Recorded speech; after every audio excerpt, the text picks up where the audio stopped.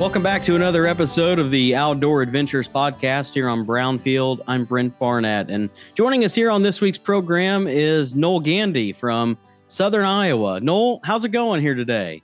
Hey, Brent. Always good to be with you, buddy.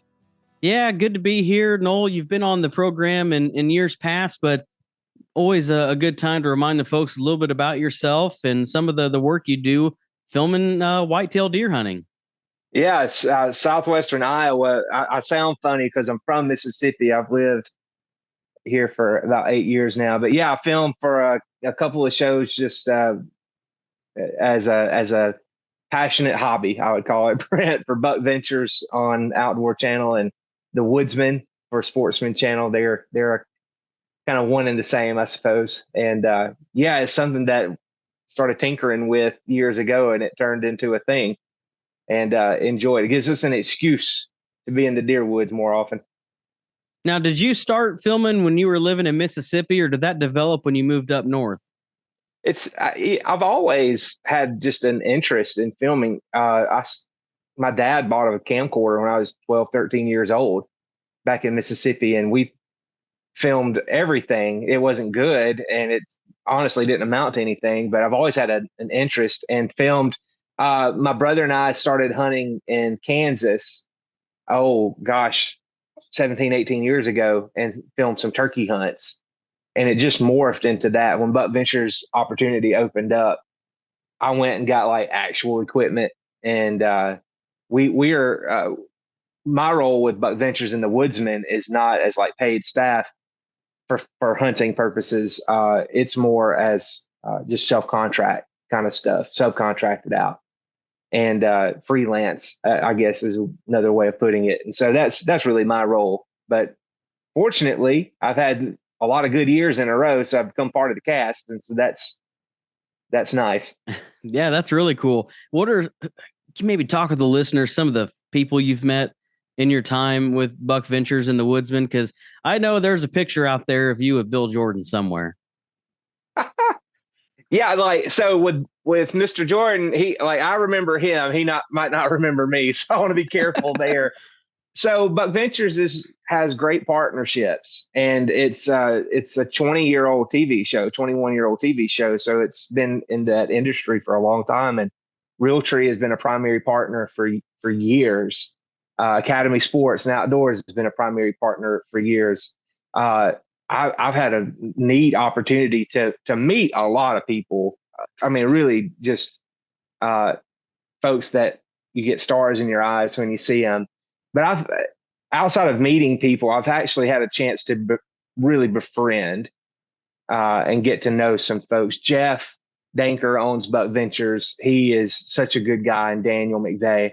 That whole team is wonderful. I've gotten to be good friends with David Blanton more recently. Just spending some time with him has been a blessing. And then, as part of our pro staff for Buck Ventures, we put it on an annual meeting, and we try to have one of our partners come in and pump up the guys and encourage all of our pro staff. And this year, Bill and Tyler came, Johnny Carter came in to our meeting, and I got to host. We have about 300 pro staff, but I do some like human resource type work for Buck Ventures, and I got to host about a 30-minute Q&A with Bill and Tyler, with Johnny, with Brian Doman, Jeff and Daniel. That has been a real highlight for me, just of life in general, because that's such a neat guy in the industry. One of the reasons that there is an outdoor industry, that people can actually make a living doing things that they really, really enjoy doing. And so that's a neat experience. I've got a couple pictures with him. Like I said, he probably doesn't remember me, but I'll never forget that, for my life. I feel like if I went back to my parents' house, I'm sure they have some of those old Monster Bucks VHS tapes somewhere in a box. Guaranteed. Yeah, definitely. So Noel, as we look ahead, I know it's the summer now, kind of late June as we talk, but is deer hunting top of mind? What's kind of your thought process as we talk today? Deer hunting is always in the top three. I'm a pastor by trade. That's what brought me to Iowa, Brent, as you know, and we've shared on your show before. But and so the work with my family, work with my church is always a great priority. But deer hunting is always really high up there. I went and did my first card pull of the year yesterday, in fact, and I had pictures of who I thought would end up being my number one, and he is so early, man. It's just had to do something to like quench a little bit of the desire to get out. But he's already putting on pretty good, and I've seen uh, way over a handful of fawns already, little bitty babies. But it looks like the fawn crop has done great, and that's exciting. We've had more rain this year than we've had the past 3 years put together, so things are lush and green, and there's water. And I cannot wait to see what the antler growth does this year. It should be really good. Well, that fawn crop, that could be really important as we look at, building up those populations. What's kind of been the report from your area of the state, Noel? Population's down. I mean, there's no ifs, ands, and buts about it. I know for my county, I'm in southwestern portion of the state.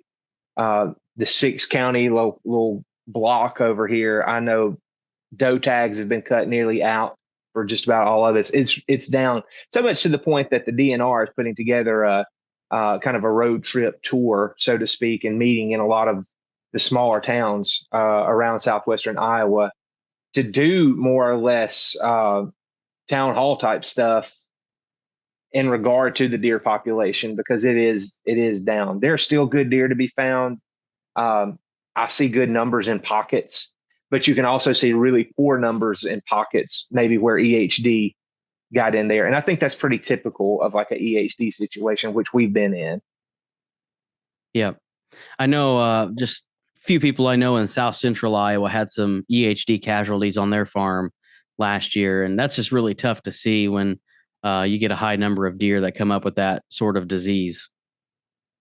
Yeah, one of the things I've started doing, and I actually kind of part of it was out of it's almost forced into it, but I actually got the idea from Mark Drury, is that instead of trying to get all of my property, which I only own one piece of property, everything else is permission. But like my inclination was try to get it all really close to my house to where I can get to it easily. But we realized when EHD started hitting, it's nice to spread out some so you can always have a deer herd somewhere that's not being effective, because you can really ruin a couple of seasons if you only have a limited number of places to hunt, and EHD gets into it big time. So that was something I chose to do. And in fact, one of the bucks I killed last year, the bigger buck, I hunted on a farm that I've not hunted very hard in years. And I always just kept it in my back pocket. And it wasn't close. It was a long ride every day, but thankfully it paid a dividend. When you mentioned that you have a few permission places to go to, is now kind of that time of the year for other hunters out there, if maybe they don't have a spot anymore, or they kind of try to mix in some private land with some public land, is now the time to try to gain access with some permission? The best time to get permission is yesterday, is my philosophy. I try uh, I kind of have all the permission I care to have right now. I don't, and so what I've tried to do is nurture relationships at this point. In fact, the same day I went and pulled the card, which was yesterday, I made a phone call to the primary farmer on a couple of my better permission pieces. Just touched base with him, said, "Hi, how's the family?" Brent, I think genuinely caring about people and not just what they could give you goes a long way. And so touching base often uh, does good for me. It just fits my personality. But to your point, new permission, I try to get during turkey season if possible for deer hunting, and maybe get to turkey hunt a little bit too, but start working on that. Like I said, I guess you can get it at any time. But Yeah. usually when you see the big buck standing out in the field by the highway, is not usually the time to go try to get it. But I'm not going to say you can't get it, but I try to do a little earlier just to, and then before I go. So I sought permission and like verified my permission yesterday because I want to start putting cameras out and scouting a little bit. And so that's why I went ahead, super early. So I'll put cameras out, and then before I start hunting, I'll give a call and remind the person, hey, just touching back base with you. We talked back in the summer. I've got cameras out. I've got some stands out. Just letting you know I'm about to start being in there regularly. Some folks will want you to call them or message them every time you go in. Some don't care. Maybe some have cattle or not. Just staying in touch with folks has really, really helped me, because that's mostly what I have is permission forms. Sounds like, once you get those relationships established, Noel, that communication is number one. That's like totally key. So whenever you're looking at a new place and maybe it's someone you don't know and you're talking to them for the first time, what would be some of your advice for other hunters that are maybe trying that and they feel uncomfortable? I've heard anything from, offering to help do some work on their farm for them to maybe you start a couple of years before asking permission to just shed hunt. And then when they see you respect their property, it develops into something else. What do you think? All of the above are great strategies. So I do have a place behind my home that I lease, and it took me 3 years before the farmer or the landowner ever agreed to it. But I was very persistent, very kind. I mean, that's his. The answer's already no. It can only go up from there. It's kind of the way I take it. So yeah, that took some time. One of the things that helped me was one of the things that hurt me is my voice. Honestly, I don't sound like I'm from around here, and that comes across pretty strong sometimes. One of the things that helped me was making some relationships with other people who gave me a referral. And I'm not talking about like a formal, written out deal, but the guy who owned the ground that I end up getting to lease from now, his brother had a son who played baseball with my son, and I got to know them. It was not, we befriended one another, not because I'm trying to get deer property, but because of genuine relationships. I said, hey, did your brother ever let anybody do that? He's like, no, not really. Nobody's hunts or anything. He's just kind of funny about people being on his place. He said, I'll tell him, like, if you're interested, you'd be perfect. That's right by your house. You could keep an eye on it. And so that's how I got it. It was a referral. Someone else saying that, that this is good. I've also had really good luck. Two other things.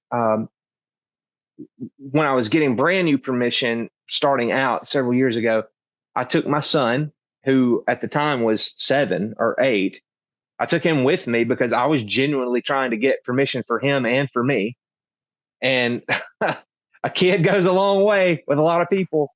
They'll give it to a kid sometimes, but I was not just using him as bait. I don't want it to come across as that way.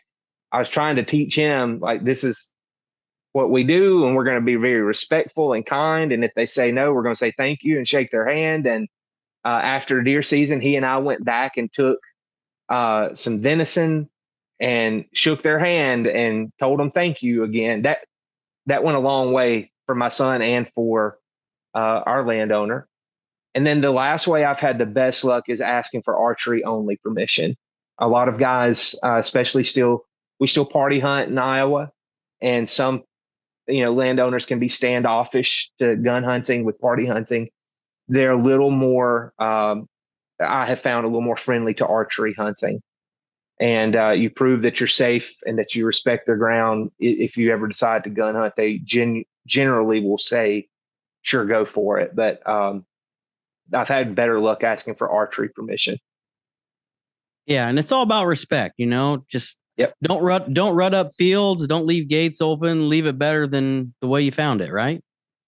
Yeah, and if something does happen, just be upfront with them, honest with them, and say, hey, look, that it was way boggier than we thought. I would be happy to come back and help fix that when it dries up, and then do it. That goes a long way. Sure does. Noel, great conversation here. Wish we had some more time on the program, but maybe we'll have you back on as we get closer to the fall and the opener gets close by. Hey, always good talking to you, Brent. Again, Noel Gandy with Buck Ventures and the Woodsman. joining us here on Outdoor Adventures. Always good to catch up with Noel. You'll have to check out their content on their website and social media channels. For Outdoor Adventures, I'm Brent Barnett. Thanks a lot for watching the show this week.